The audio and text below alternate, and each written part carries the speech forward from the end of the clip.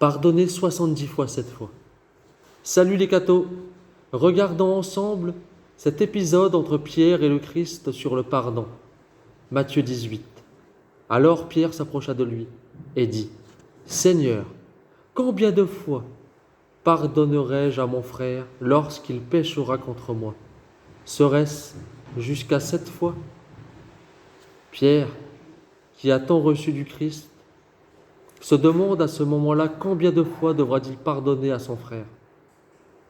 La miséricorde de Pierre est grande, car il a déjà dans le cœur ce chiffre symbolique de 7 à ce moment-là, qui nous amène à la Genèse, où Dieu crée toutes choses en 6 jours et qui se repose le 7e, et où il invite chacun de nous à s'y reposer.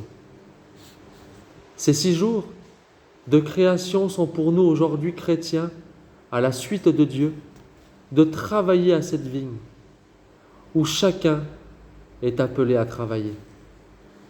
Ce travail, nous l'avons bien compris, est surtout le temps de l'annonce de l'Évangile, l'annonce de la miséricorde, l'annonce de l'amour et l'annonce du pardon que le Christ a obtenu pour chacun d'entre nous par son sang précieux versé sur la croix.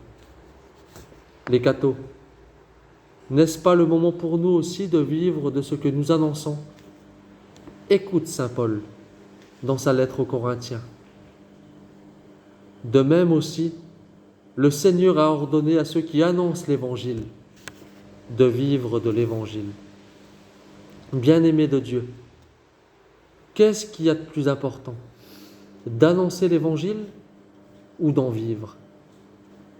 Je vous dirai des deux, bien sûr, car celui qui a rencontré le Seigneur et son amour veut les faire connaître. Celui qui a reçu la miséricorde du Seigneur veut la redonner. Celui qui a obtenu du Seigneur son pardon veut aussi pardonner. Voilà les cathos à quoi servent ces 6 premiers jours. Le 7e jour a une valeur encore plus grande pour nous aujourd'hui. Pourquoi? Car elle est la source à laquelle nous allons aller puiser pour tenir et améliorer ces 6 autres jours. Je parle bien sûr de la Sainte Messe, où nous pouvons communier au vrai repos pour nous, chrétiens, c'est-à-dire de plonger entièrement et sans retenue dans l'amour infini de la Sainte Eucharistie. Dieu, qui a fait toute création pour nous en 6 jours, veut nous inviter, nous aussi, à nous laisser modeler par ces sacrements pour que notre cœur devienne semblable à lui.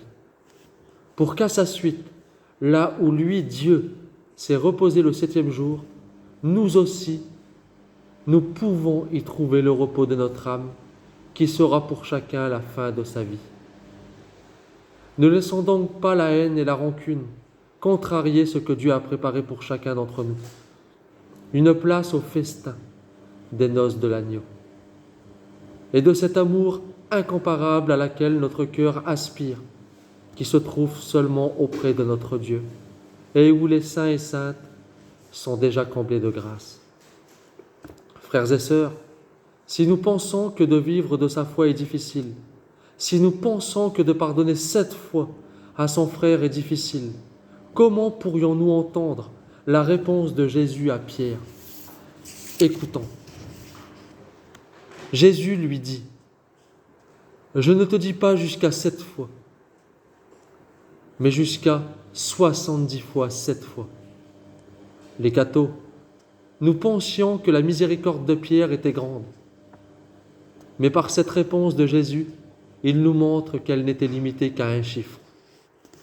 Jésus veut lui faire comprendre que si lui, Dieu, ne lui pardonnait que 7 fois, il ne pourrait jamais entrer dans le royaume de Dieu. Et en regardant Pierre, figure de l'Église, le Christ regarde du même regard chacun d'entre nous. Car, bien-aimé de Dieu, qui n'a jamais offensé Dieu moins de 7 fois dans sa vie? Alors pourquoi se plaindre d'un frère qui pêche contre nous plusieurs fois? Sommes-nous plus importants que Dieu?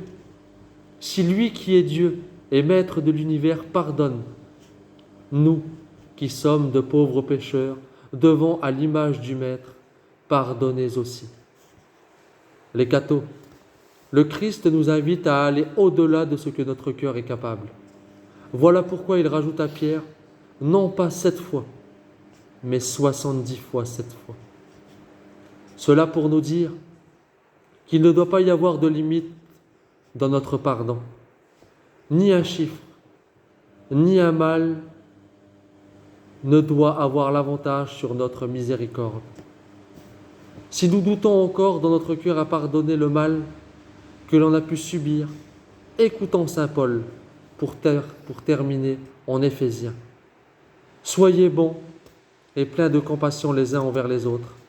Pardonnez-vous réciproquement, comme Dieu nous a pardonné en Christ.